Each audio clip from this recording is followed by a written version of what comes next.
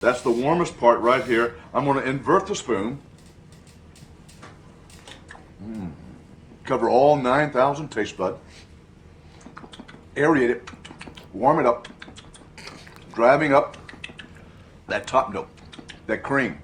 Pure vanilla. Sweeteners. That's a 10. That's a 10.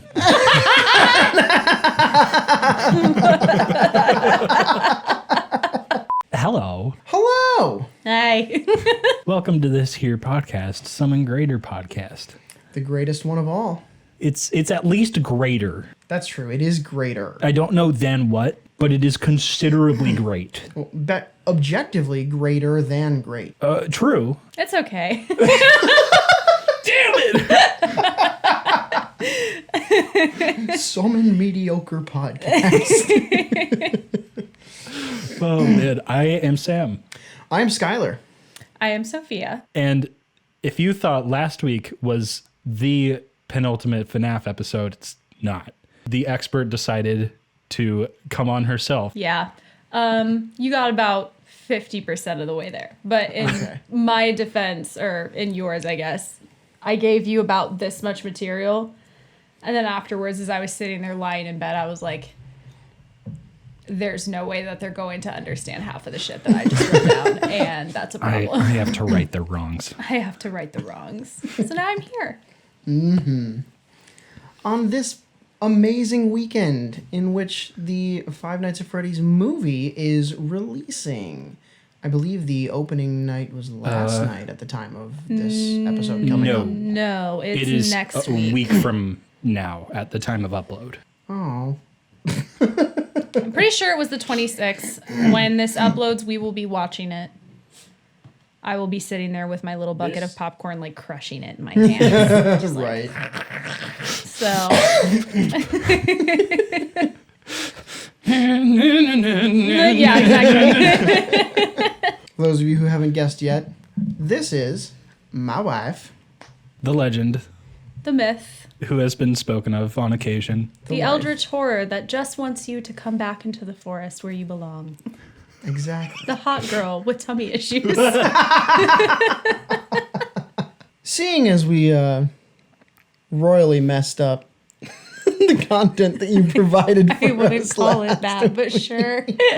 No. You did fine. We did great, and no one can ever tell us otherwise. Exactly. We were still right. Yes, we were right. We just didn't get all of it. Mm-hmm. And that's what you're here for, to tell us what we didn't talk To about. elaborate. To elaborate on everything. So what do you want to know? Talk me through this, I guess. So we talked about the characteristics and the stats and things that you gave us for Foxy. Tabaxi, Swashbuckler Rogue, the Charger and Piercer feat, high dexterity and strength, low charisma, would have really good intimidation. But you'd have to really focus on that to get good intimidation with a low charisma. Yeah. But it's doable with proficiency and expertise. It's like necessary. Yeah. But we wanted to know why. Oh, why? We can regurgitate what you tell us as often as we want, but we don't know what your experience with the game is that brought you to that conclusion. Yeah. Where I was coming from with this was, for one, when we had talked about this originally, I was fully intending on writing out like 10 of them and just being like, what do you want to know? Yeah. But I don't have the time or the patience for that. And I realized as I was doing this, I was like, this is harder than it looks. I'm sure I could come up with stuff on the fly, but I have to stare at it because everything I do is homebrew and I don't know the book rules much at all. So my campaigns are very different than, this stuff. But it was a good, test of what I did know. So in the first game, all of the original characters, animatronics, I guess, have a very specific thing. I mean, they all do. I know you haven't really played the games. which is kind of the thing. You've watched me play. I've played 2 a considerable amount, actually. You have? Yeah. Okay, yeah. And I know you've watched me play a bunch of them. And like I said, you could do Freddy and you could do Chica and stuff, but like as I was thinking about it, the only 2 that I would really pick and focus on if I had to would have been Bonnie, because like I said before, like that was the first one that Scott Cawthon made, like because of that nightmare he had. Yeah. And Freddy's there, and Freddy obviously is like the face of everything, obviously, but it's not, I think in the later games there's more that you could really play off of with Freddy, whereas in the first one, he's kind of the first character that kind of starts wandering around as far as I remember. I haven't played it in so long. I mean, the only thing I can think of is like after your battery dies and the power goes out, that's when he usually shows up, but it's not nearly as impactful, whereas like Bonnie is kind of the more sneaky one. Chica's just being a fucking asshole. Bit of a rogue, maybe. Yeah, but Foxy, the reason why I think Foxy was so interesting, the reason why I loved him so much when I first started playing this game, when it had just come out, was because Foxy's specific mechanic in the game is he slowly starts to peek out from this curtain and there's nothing you can do about it. You just have to keep an eye on him. And then eventually what happens is that if you're not quick enough and if you're really fucking dumb, which is really hard on night 5 and will leave you sweating, he will start running, charging down the hallway and basically try to break in, and you can hear banging sounds on the door.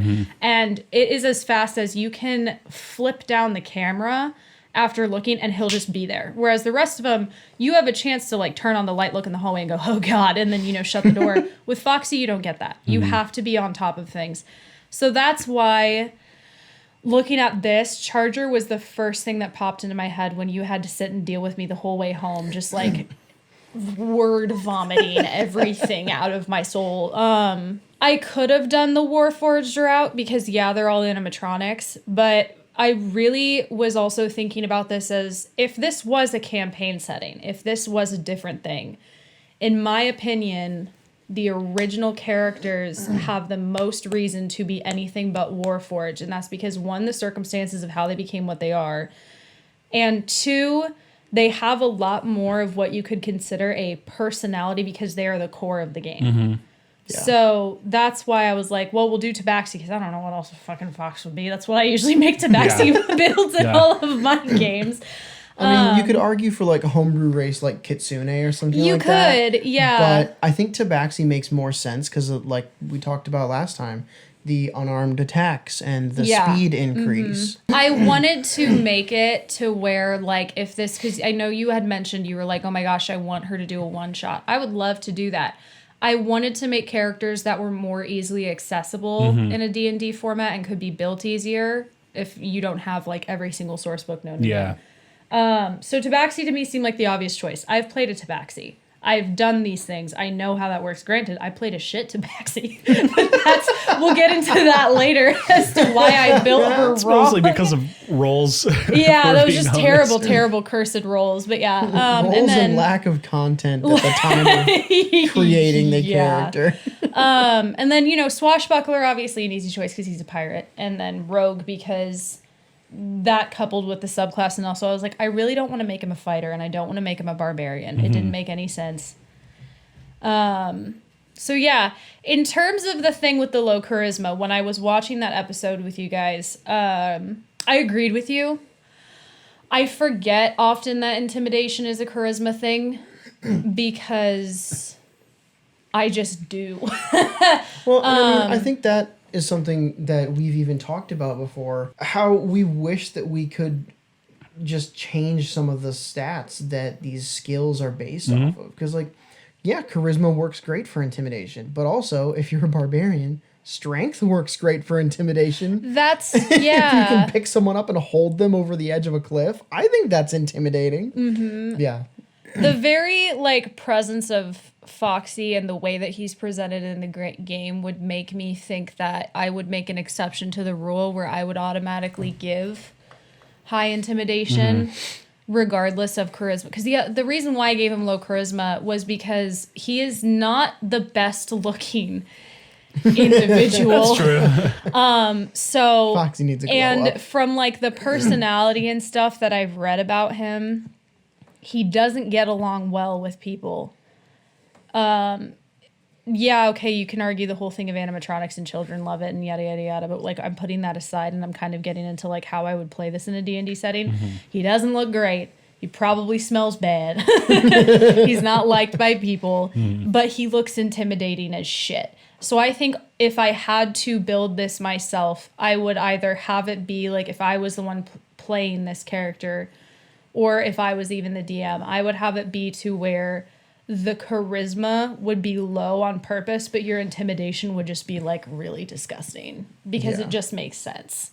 And it doesn't have to be, like, the standard, like, I'm going to kill you if you don't give me this information, intimidation. Like, it would just be, like, the very presence of this person is very off-putting. An intimidating aura. Yeah. So that's why I structured it that way. And then athletics and stealth after that, obviously, for obvious reasons, like I said, because of just the speed. The velocity of this thing is intense. And that's why he's my favorite. So. He's a freaky little guy, dude. He is. It's so much fun to watch, though. I know. He's my favorite. Yeah. I liked the way you said, too, when you were talking earlier about which characters to kind of pick from. When you mentioned, like, oh, Freddy has more of an influence in the later games. I forget that all the time, but you literally just played through Security Breach, like, not even a year ago. I know. And that is, like, all about... That's all Freddy. Which I loved. I loved that. Did you feel like he was a little underdeveloped prior to that point? I felt like he was underdeveloped because it was released way too soon. So there were a bunch of bugs that there was a huge workaround. But in terms of the like dialogue, before the game came out, I mean. Before the game came out, before the game came out, I was actually legitimately nervous. And I get nervous every time a new game comes out from this point forward. Because so many younger kids are getting into this. Yeah. And I'm not going to go into that, but there's, lines that I think at some point have to be drawn, but who am I to say, just in terms of, like, what could be considered horror in general. And so I was looking at this bright, shiny, and exciting new game trailer, and I was thrilled. But I was also nervous because it made me think that they were taking away everything of what FNAF was. Like, I think about specifically Sister Location, which I made you guys watch because it was, like, one of the most, like, haunting things after I was pausing every 5 minutes and being like, now here's why this is important. Sister Location, Five Nights at Freddy's 3 with not Glitch Trap, Springtrap, and the way that game runs. Those games, even the fourth one and some of, like, the nightmare modes in general, like, all of those things were so different. So then they released this 80s pop rock looking motherfucking megaplex, which, by the way, is my dream. I want this to be a reality so bad now. Right. Oh my gosh. Just a wonderland for me. I don't think I'd ever be able to walk in it without imagining, like, Monty Gator is going to come barging through a wall and Monty's eat me. Monty's going to kill Bonnie. Fucking But it's vigilante not- alligator Yeah. in the basement. But I was nervous because I was so afraid. I was like, this is the end of all of the, like, really horrifying crap. How are we going to get back to kind of the essence of what I think FNAF is, personally? And also, how are they going to pull this off? Because I automatically knew, I was like, this is going to be the biggest one yet. And I think there are still some cons, but I also think there are cons to every game. You didn't get to witness my 2-hour-long info dump presentation. Yeah, she's got a PowerPoint for all of this. Yeah, folks. we as, like, before he had moved down to be closer to us, we all went on this tangent of, like, what are things we can just do as friends. It's not just, like, sitting and staring at our screens while we're all in the same room. And so we developed, like, PowerPoint presentations, and everyone wanted to be like, I'm never going to play the FNAF games. I hate horror anything, like, even the slightest ounce of it. So can you just walk me through it? And I was like, I mean, I can try, but I just don't really know. And then by the end of it, I had like 45 pages and like a 30-page PowerPoint, and I was just flipping through, and I was like, this is all so relevant, people. Come on, you know. This is something I recommend to like every friend group. It is. Oh my gosh. Oh my gosh. The PowerPoint night, honestly, is so freaking fun. Yeah. I want us to do more. We will. Because I've only been present for one. Yeah, we absolutely will. And we all sit and we like take notes. Yeah, And we have like, do you have any afterward- questions? Yeah, At the end? we're like, it's like giving a PowerPoint at like a college, you know, you're Yeah. sweating after the end. You're like, I have this. I worked on this thesis for so long. And someone's like, let me insert the most earth-shattering question that completely devoids everything you just talked about. Could you explain that to me? And you're just like, Nope. Like, should I? yeah, literally. So, but yeah, so I did that. Yeah, playing the game, however, was an entirely different story. I was thrilled. For Security Breach? Yeah, Yeah, especially near the end. yeah, I was gonna say I won't give any spoilers, but near the end, and then the DLC too. The DLC was Was good. Yeah, the very, DLC. very different from. Because that was the other thing is like you finished Security Breach, and I was so sad because I was like, okay, again, where do they go from here? And I was thinking this is probably where they're just gonna go completely off of anything that has to do with the original 4. Mm-hmm. And then they released Ruin, and I was like, okay, so now we're starting to bring things back to where they should be. Yeah, I cried at the end of it. I know a lot of people don't like Security Breach or have some problems with it. I cried like a little bitch. I cry at a lot of things daily. Was it at like the lore dump? Did I cry at the lore dump? Yeah. No. At the end of the game, like whenever I don't care spoiling a little bit of it. Yeah. A certain ending when you fall completely below this, you know, mega pizzaplex thing, and then you are faced with the original building, Location. the original location. Walking through there and actually like seeing it was like a childhood fulfillment in me Yeah. a little bit, because I was like, you don't get to see the outside, you don't get to walk through it, you don't get to do any of those things. Yeah. And just the lighting that they put in there, and then the thing that was also nearby, and then the dialogue of what Glamrock Freddy says at that time and everything. Like, I literally was just sitting there and I had to pause the game. I was like, I don't want to finish this because it's never going to be the same. Is it like a super faithful recreation of it? It's pretty damn good. Yeah. Yeah. That's sick. It's pretty damn good. Well, we can totally watch it, It's or like I can honestly even pull it up. decade fulfillment. It is. It really felt that way. And then, you know, you get Grandpa Springtrap at the end of it, and you're like, oh, okay, yeah, all right, let's do this again for the 5th time. But, you know. Yeah, and Yeah. Speaking of fulfillment for the franchise, what do you think about the movie coming up? I'm so scared. Again, this will happen routinely with every single new game or thing that comes out, is I will be so nervous, and I will set my expectations really low, and then I'll walk out and I'll be like, this is the greatest thing I've ever seen, you know. With this movie, I have my hesitations because horror with me is really hard to nail. I'm just the type of person where a lot of horror movies I think are trash, even though a lot of people are like, what, these are cool classics. I think that's objectively true. Yeah, like everyone has their type, but I'm going there to enjoy it just for what it is, because I never thought this would be a movie when I was younger. That was not something I ever wished for, because I was that like, it's seems a like a game pipe series. dream. Yeah, it is. It does feel like a pipe dream. So whenever they announced it, I was like, okay. And then, you know, Scott's involvement, I was like, okay. And then seeing the behind the scenes stuff that they released on top of that, I was like, okay. And now I get more merch. So that's good. So I can fill up my room more. Hell yeah. Yes. Yeah. Yes. But I still have original stuff from like 2016, 2017. Yeah. Yeah. Damn. Hot Topic has done wonders for our Five Nights at Thanks Freddy's to Hot collection. Topic. Now I just need pajama pants. That's right. I have I'm this surprised you top. don't have I don't. I have a t-shirt. I have my glow-in-the-dark t-shirt. I have this from Cloak. I love you, Cloak. Please send me things. I'll rep them so hard. I'll take so many photos, and I don't like taking photos of myself. But I don't have pajama pants. And I don't have little slippers. I want like the full getup. I want to be cozy. Yeah. I want to be cozy and creepy. I want to be cozy and slightly concerning. We stand cozy horror. Cozy horror. What were you going to ask? So you have mentioned that most of the animatronics would be warforged in some manner. I think you said that. For the Some. second game. Some. Okay. I think the second game was the one you were talking about. Yes. Oh, it mostly was be- specific to that. I Okay. was thinking about this for a while. I can give you what I have off the top of my head. So I'm wondering, like, throughout the series, who would and would not be. So yeah, the second game they would. I think absolutely security breach. They should be. And they should all be bards.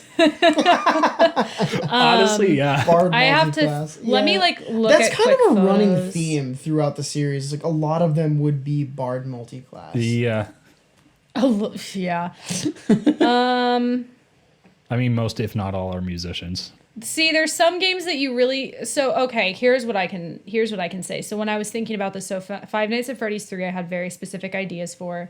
Five Nights at Freddy's 4, very specific ideas for. I will get into that. The second one, absolutely, they should be warforged because it just makes sense, especially given the way that they were constructing everything.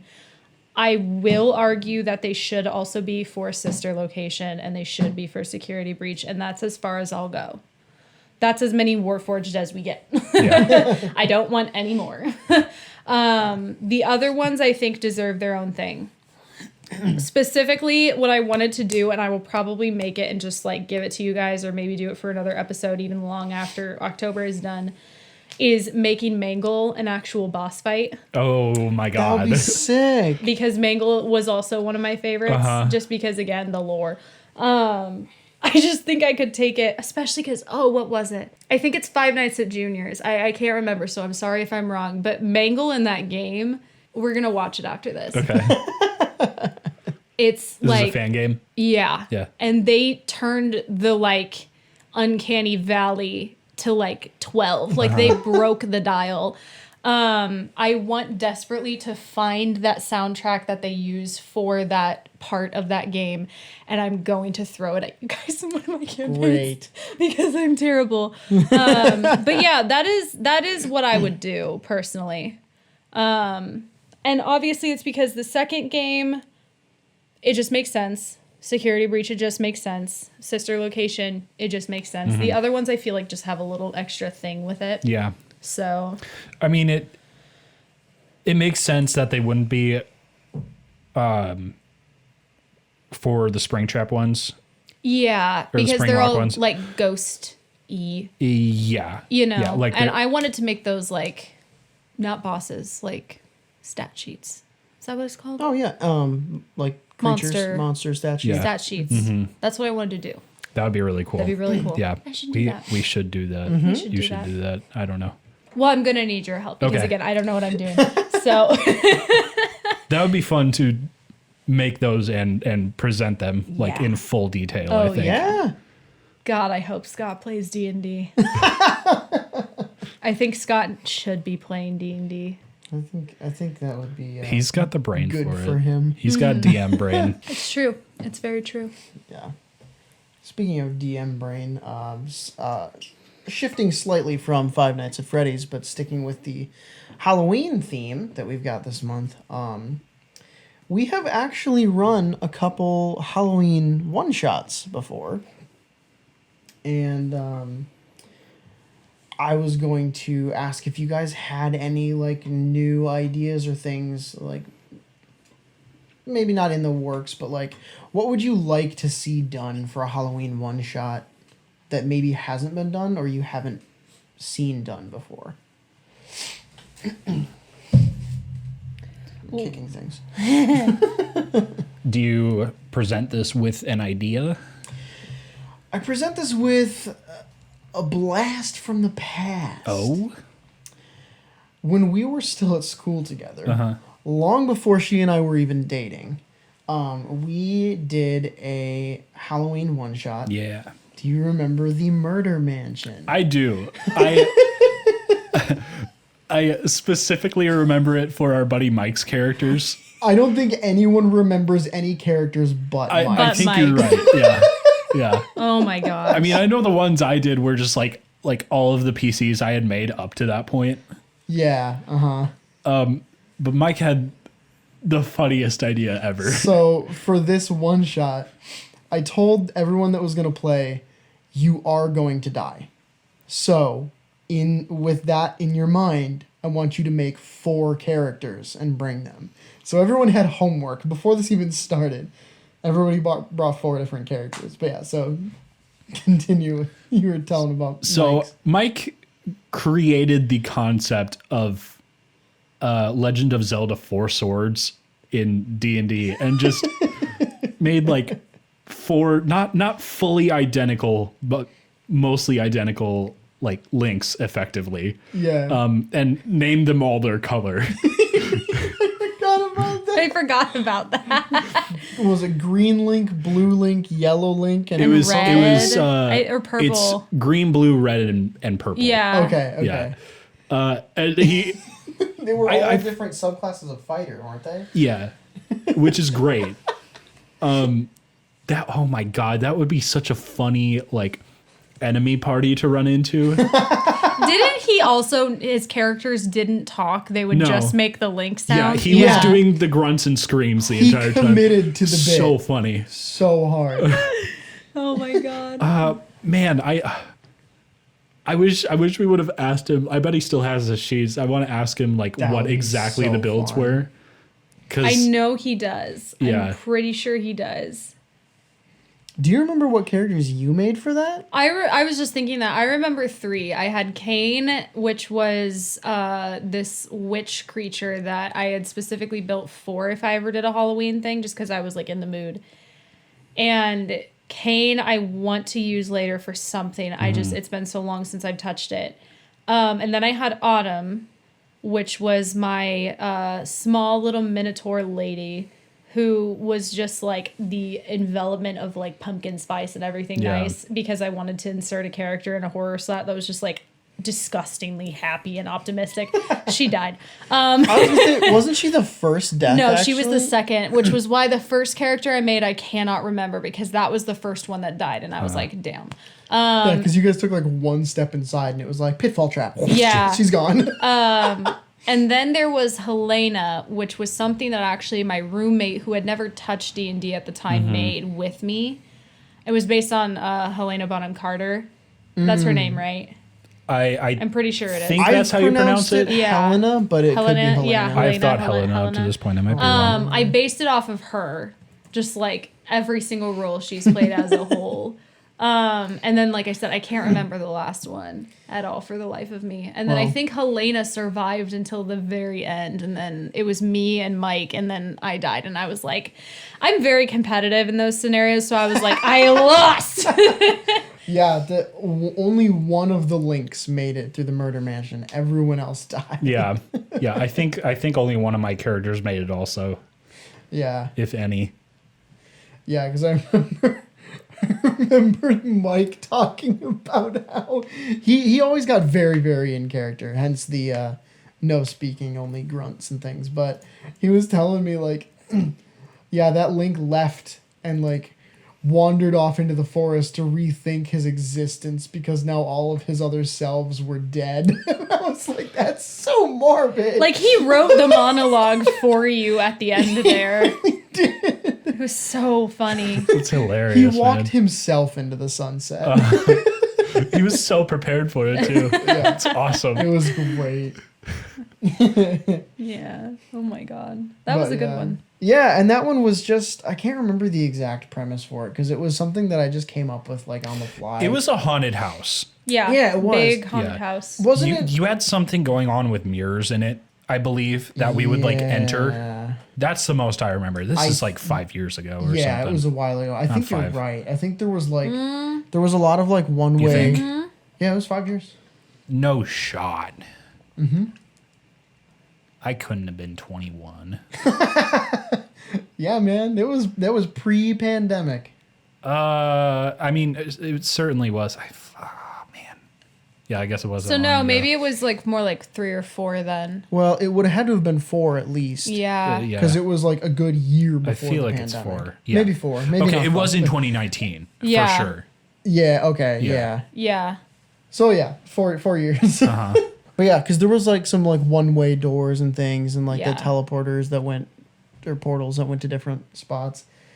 But yeah, it was just some like you guys all just answered like an ad that was like, "Hey, explorers wanted," and it was just this wizard guy that was like super out of his fucking mind, crazy, Yeah. and he was like, "All right, go on in, meet me on the other side, bye," and he just like teleported y'all in, and he Yeah. just started walking and pitfall. Womp womp. Yeah. Do you have your notes for that somewhere? Oh, I wish. I don't know Yeah. if they are anywhere. Different or not. laptop. Different laptop. That was back when I used Microsoft Word, not Google Oh my Docs. god, you were weird for that. Well, I didn't know what Google Docs was. That doesn't make any sense. Bro, I was so sheltered. My parents got me Microsoft Office and everything to go to college. They were like, "Here, this will help you." And so I was like, "Okay, I use Microsoft Word." Oh my god. And then someone was like, "You can store stuff on Google, right?" And I was like, "The search engine?" I Whoa. just never done anything. That's weird to think about. And then it was legitimately hard for me to switch to Google Docs because I got so used to the UI of Microsoft Word. And so I was like, Google Docs is weird. Where's all my stuff? Yeah. But yeah. Where's my strike through button? for all my trinkets? God. No, I can't agree with that though, because I used Microsoft Word up until I started college, and then I think I used it my first year, and then because my roommate had a Mac, so she used Google Docs, and that's when I was like, "What are you doing?" And then my eyes were open. Yeah. Compatibility. Yeah, exactly. I think I still have some physical notes from old stuff, like Yeah. pre our group playing D&D. That's wild. Yeah, I know you do, I'll have to, yeah. I'll have to pull some of them out sometime and check it out because that would be super fun. And mine are in the hard drive that you had to rip out of my That's computer. right. Yeah. A computer that all the dog hair ate. The dog hair and the tea accident. That's right. I forgot about the tea incident. Yeah. That thing has seen a lot. The thing has seen it was a brick. Do you want to tell them the story of how we started playing D&D? Oh boy, do I. So back when I was a shell of a person. Jeez. Yeah, so I had role play experience. I was in a group on, and this will make everyone cringe and go, "Oh God," Gaia online. The ones who get it. The ones who don't. I was in a group. If you know, you know. Yeah, I was in a group with them. And it definitely, like, we went to Discord and we were building this massive thing, and then it fizzled out. People got older. I kind of dropped everything in that category just because of circumstances of life and was a shell of a person. And I was just starting to become friends with you. Mm-hmm. I had been friends with you for way longer than that because that weird little web thing kind of happens, so you just start meeting people. We coagulated together from a different friend group. Yeah.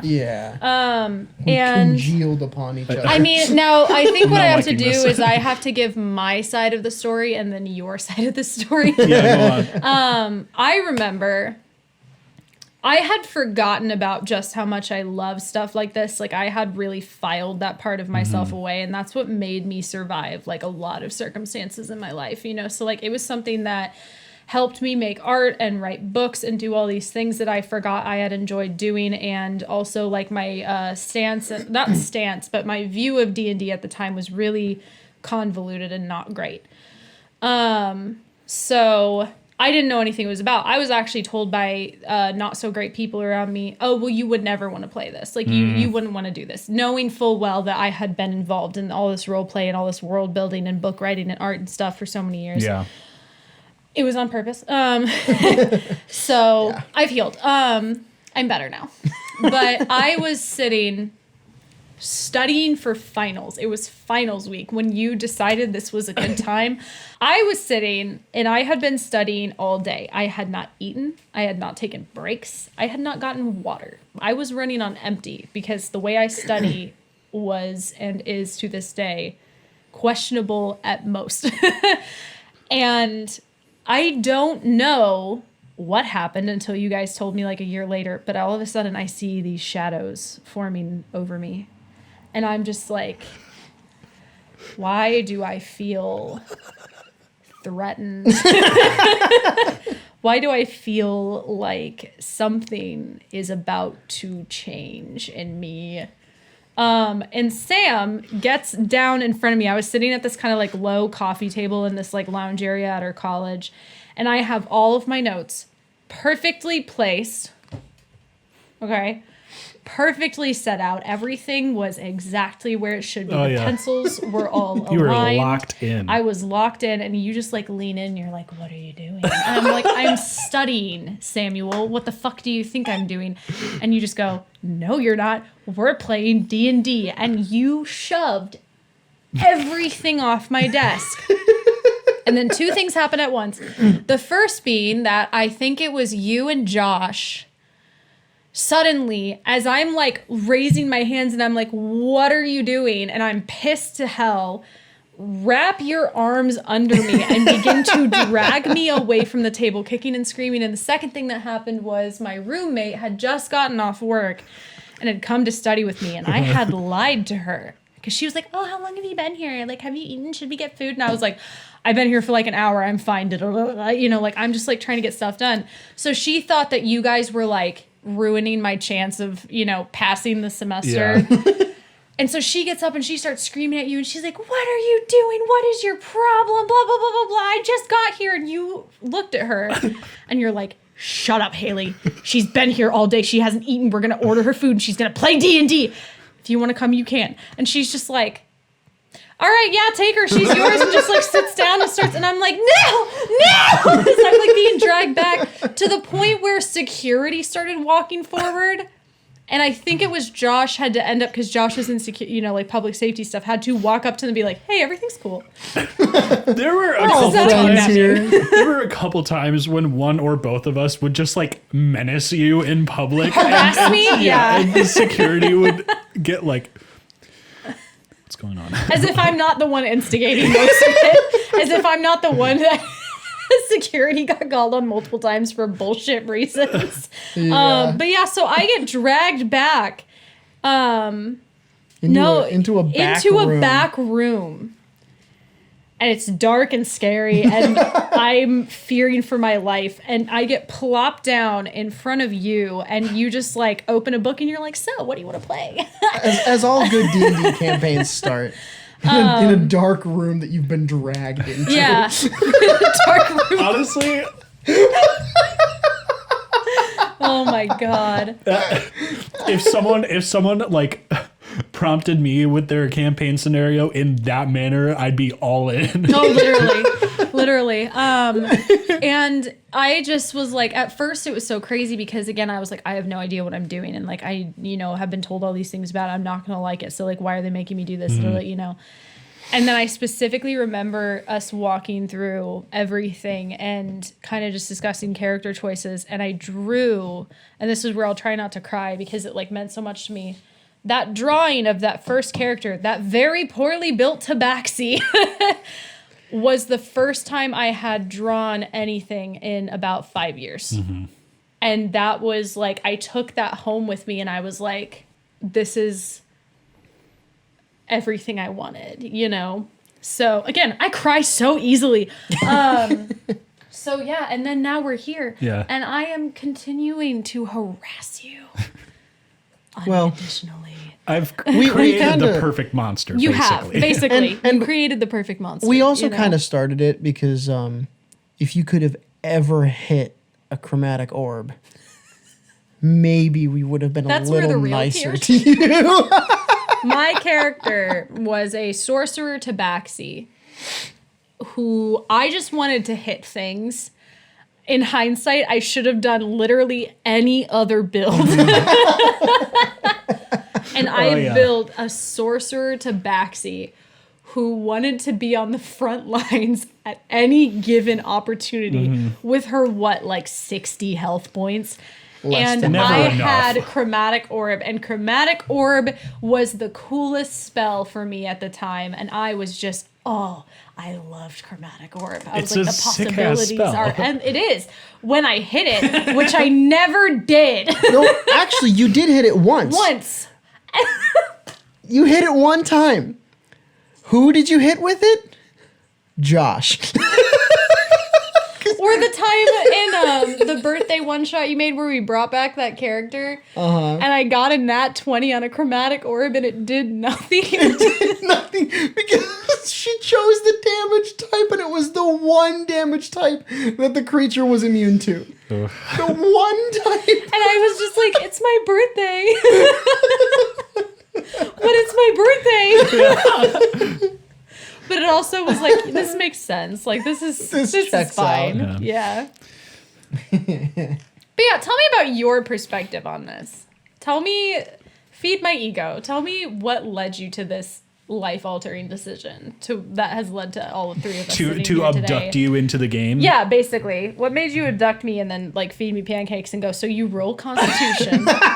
Forgot about the pancakes. That's so funny. That was so funny. Constitution. I do remember I was sitting there with one just like, yeah, it was just okay. The saddest little hands. How?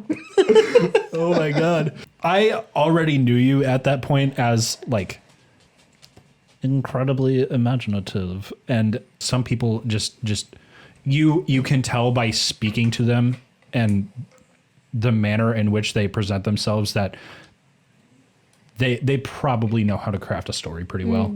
And I clocked you for that really quick. I was like, well, this is how you start that. By creating a backstory. So I was like, I need to see her do that. Cool. Yeah, and then you did. And then it kicked off a lot of really cool shit. Yeah, from my perspective with all of it, because this was back when our friend group used to bring armloads of board games down to the common room and sit at those tables from 10 p.m. to 7 a.m. just playing board games. And I had mentioned that I played D&D at some point, and Josh on a whim was like, oh, I've never played that, but I've heard about it. Tell me about it. What did you do? And I was like, well, I actually ran my first one shot not too long ago, and I did a little mini dungeon. And he was like, oh, what is that? What does that mean? Talk me through all of it. And so he starts asking me about the very first session that I ever DM'd. And I was telling him kind of what I did. And I was like, I don't remember what this was. I don't remember what that was. And he was like, oh, man, that'd be a bummer. I'd love to see, the maps and, how you planned everything. And no one had ever, gotten excited about D&D with me before. So I was like, you want to see the maps? I have them upstairs. I'll be right back. We ran up to my room on the 13th floor. Yeah. And I was like, this is all my maps. Okay, this is all my stuff. I came back down and I was flipping through it with Josh. And I was like, so here's this trap that I designed. And here's this thing that I designed. And he was like, you can do this in a game? I was like, yeah, because you're pretending to be the characters. It's not like I move my piece from here to here. It's I am the person. And he was like, what? And he was like, I want to play this. And I was like, okay, yeah, that'd be cool. He's like, no, can we play this? And I was like, yeah. He's like, no, can we play this right now? And I was like, actually, I don't see why not. So we started looking around and we were like, you and you. And we were just like, I think these people would be good. And we just went to you first and we were like, Sam, we're going to play D&D. Yeah. And then Gremlin mode activated and we dragged a woman into a dark room. Started rolling dice. Yeah. This is what all our parents were afraid of. Yeah, literally. I come home and I'm like, Dad, I play D&D. He's like, no, God. Not my little girl. Oh, man. And then the best part was my roommate slowly just edging her way into the room because she was like, I'm bored and lonely and I don't know how to study on my own. She's never once played a session She's with never us. once played D&D at all, but she has helped me build some of the most amazing characters that I have had in my campaigns. Like something about the way that, like, I go to her when I can't think of anything else. And she just, Adonis was created by Haley. Yeah, you Adonis told is me. one of the NPCs in one of my campaigns. And it's also because, And I was just like, oh my I mean, she watches true crime documentaries while she's studying for, like, That's true. She tests. does. I'm going to have to remind her to watch this episode and be like, just sit through it. We talk about you. yeah. She's also got the fan fiction brain. That's She has true. She does. fanfiction She's brain. fantastic at it. She is a fantastic writer. Do you remember Haley the sheep, though? I was Yes, I was just going to bring that up. The immortal sheep. The immortal god sheep. So in order to have Haley feel included, we drew a little sheep on the corner because we were fighting in a plane to like save a herd of sheep. Yeah. And she was one of the only ones that survived. And then she started getting drawn on every single map, every single combat that we had. And then slowly we started developing just like under the table lore about Haley, the immortal god sheep. I think sometime we need to do like a religion of just like Haley the sheep. Yeah. And it's the sheeple. Sheeple. Funny. Open the church, see all the sheeple. Haley. Incredible. Yeah. Have you played or played The Cult of the Lamb? I've seen it. My cousin played it. I never got the chance to. It's a wonderful game. yeah. And very much along these lines. Yeah. Oh, yeah. Hey, that is true. I didn't think about that. That would be a perfect setting for it. That's true. I love it. My first D&D character, I don't think you guys know this at all. Oh, really? He was based on a character that I played in a video skit that some friends and I made in high school for an English class. Have I seen this video skit? I think so. I don't. I think we've seen Is it. this the Monkey King? No. No. No, this predates that by about 3 years. Wow. Someone's going to find this shit. They will never find it. They will never ever find this. It is available, but good luck. Yeah. Scavenger hunt. Come on, Yeah. internet. No, don't, please. No. This character was called the Fairy God Wizard. God. Amazing. Okay. And like the whole premise of the character is just based on me popping out of a door in a bathrobe going, "Hello! I am your Fairy God Wizard." My God. So she's Gale from Baldur's Gate. Yeah. No. That's Elminster. Oh, true. Oh there, traveler. How long did you play him? Oh my god.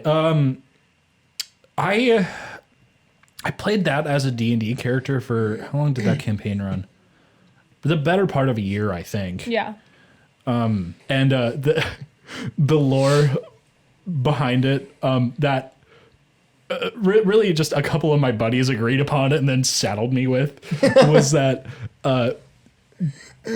Sam, there is a version of you in every universe that has ever existed. And in this one, it's the Fairy God Wizard. In fact, probably in most of them, it's the Fairy God Wizard. My God. So this was just alternate dimension Sam. Yeah. Yeah. That makes yeah. sense. I could see it. Which I think is how a lot of people create their first characters. Just like total self-insert, but mine was so literal. My character, I was trying so hard to avoid that. Can't get away from it. You can't get away from it. Well, I think that even when you make a character without that explicit intention, in happens. fact, with the intention of not doing that, Yeah. it becomes reflective of a part of you anyway. Yeah, I mean, if you are the one deciding what the character does and says. Yeah. The character is you to an extent. Yeah. It's like I like making playlists, like Spotify playlists like that. Like I have a bunch of different ones that are just named after like characters. Obviously we all do that, but like just NPCs that I've made that will someday appear. That all like represent a different facet of myself. Like I have one that's just like the dad, the protector of my people, you know? And then one that I think has actually slowly morphed into Vori. But that started as a completely different NPC that I have, who you have met actually. That's just like kind of soft spoken, and imagines himself way more like flamboyant than he actually is. I do too. I love a good Spotify playlist, a good Pinterest board, Yeah. a good little everything. Yeah. Many a night have we sat down and looked at all of the different characters we've made and gone, what part of myself is this Yeah. one? I could go on. I could do that a whole Yeah. separate episode of just like, let's talk about that. Yeah. You put me on Pinterest for D&D purposes Yes. forever ago. Yes. And only recently did I take a look at it to see that my mother had followed me on which is haven't had to explain anything yet. But I looked at her account and it's like, you know, interior design and cooking and stuff. Yeah. Of course. Got a few But cross-stitch projects. you can see how many pins someone has on their account. So for her it was like 2.9 thousand. Are you doing I what I'm think. doing right now? Yeah, trying to find out what mine are. And then I'm like, I wonder. So I went and looked over at Skyler's account because I knew you would have more for certain. I knew Sophia would have more for certain. And I'm like, how many does Skyler have? And it's like 4 times that. Yeah, for real. And I texted Skyler. I'm like, you have more pins on this website than my own mother. I think Skylar definitely outshines me. I have supposedly like 5,000. Wow. Do you know how to look at it? I'm No, I pretty sure he has like 8 or something. He's reaching the 7,000 I'm mark. almost to 7,000. Yeah, that makes sense because That's you've got a similar. lot more stuff than I do. I have one board. Let me see if I can find it.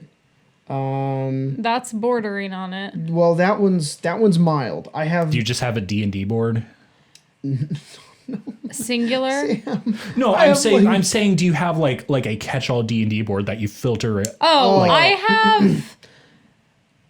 I have one called Campaign Art where I just kind of dump Yeah. stuff. That one only has 505 pins in it. My board for our the second campaign that I ran, Deneria, has 787 pins in it and segmented into 37 sections within Yeah, that wow. board. Which makes sense given how long that thing went. I was gonna say, do we want to do some character builds? No, with We- a guest here, we can We could, toss some yeah. ideas around. I had one that I think would be fun to discuss. Yes. Talking about Five Nights at Freddy's on this episode and the movie coming out and everything, I thought it's only fitting for this to be the episode where we mention the king of Five Nights at Freddy's, Mr. Markiplier himself. Mr. Mark. Mr. Mark! Mr. Mark. What race and class do you think Mark Fishbach would be in D&D? Oh my god. Can it be done? Almost certainly. Oh, I have ideas. So yeah. I feel like I'm immediately gonna come up with something better. My first inclination is Dragonborn. I agree. I can agree with that. Any thoughts for a class or just still feeling that out? In my mind, he is kinda tanky. Although like everything he has said like pushes back against that very Like how often he ends up in the hospital. Oh my god. The man Which I think proves everything we just said. The man's body is a sheet of paper. Yeah. Despite being like looking the way he does, it's kind of jacked. Yeah. Yeah, he is a strong looking lad, but he somehow manages to get around that. I think I would call him a paladin.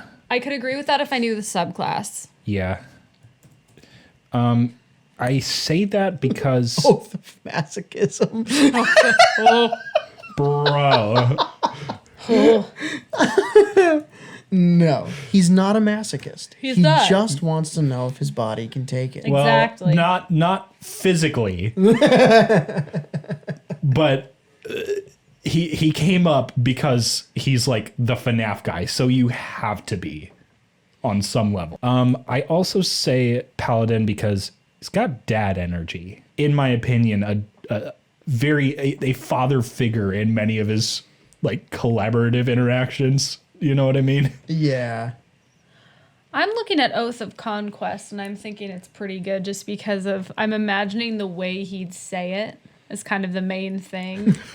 Conquest. It isn't enough for these paladins to establish order. They must crush the forces of chaos. You know, like, yeah, like that's what makes me You'd think. really get into it. Because sometimes called knight tyrants or ironmongers, those who swear this oath gather into grim orders that serve gods or philosophies of war and well-ordered might. Yeah. He's making this face as he says it. Yes. Wow. Like looking more at like the Oath of Conquest stuff, like to me, I would be like, okay, yeah, yeah. Yeah. See, I actually took him in a different direction. Please tell me. So I think Markiplier would be a mountain dwarf Oh, okay. with low charisma. Or not charisma, low constitution. Sorry. Oh, yes. There you go. Yes. Okay, I was like, High charisma, low constitution. But I think he would be a battle rager barbarian. Oh, that's funny. This specific one is hardly ever used because it is restricted to dwarves only in the core rulebook.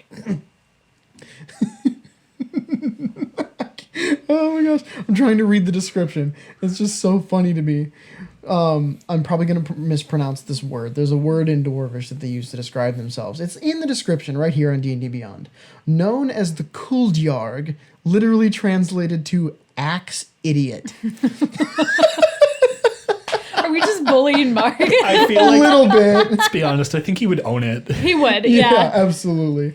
Battle Ragers are dwarf followers of the gods of war and take the path of the Battle Rager. They specialize in wearing bulky, spiked armor and throwing themselves into combat, striking with their body itself, and giving themselves over to the fury of battle. I'm specifically imagining the Unis Honest video where they had the blow-up balls and they were like running at each other. Yeah. Have you ever used those? I Oh, want yeah. one so bad. Oh, I got kicked in the balls. oh my Exactly like God. Why that were thing. your balls hanging out of it?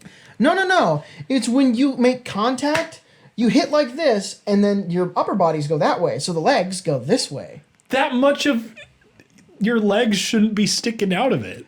My sister's foot crawled up underneath when she went flying back away from me, and it just swung right between my legs and bop right up in there. Yikes. My I got condolences. accidentally kicked in the balls. Well, in a bowl. In a ball. In a ball, in the balls. It happens to the best of us. It's true. I would know. First-hand experience. Absolutely. But yeah, I just think I think it's so fitting because most barbarians use their dexterity and their constitution to get their armor class. But battle ragers wear armor, so their constitution can actually be a dump stat. So I think it makes sense for Mark, given the fact that he struggles with alcohol and some other things. Forgot about that. Whoa. But yeah, one of the first abilities that you get as a battle rager barbarian is called Reckless Abandon. And I just feel like just vibes alone. I'm like, that could be Mark. Yeah. That could easily be Mark. Yeah. Can I give you Ethan? Oh, yeah. We got Ethan. He's a Kenku. Eth- No, sorry, Kobold. Yes. He's a Kobold. Kobold, yeah. Through and through. Honestly, I could see him being a Kenku too, though. They both popped into my mind, which is why I also said that. Swashbuckler. I don't know about Swashbuckler.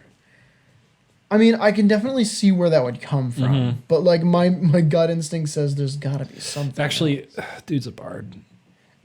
I can't really say he's not a bard. A bard with 1 level in monk for all the fighting ring stuff that Oh true. yeah, his acrobatic stuff that he can no longer do. Yeah. I mean, the boxing match was less than a year ago. Yeah. Well, yeah, but that's not necessarily acrobatic. That's. I just think it's funny. I think you're right. It is I Dex. think you're right. It is Dex. That's true. Yeah. Yeah. Yeah, definitely bard though. I think the question becomes, what subclass of bard? I don't know why my mind is calling to lore. I was thinking lore or College of Glamour. Yeah.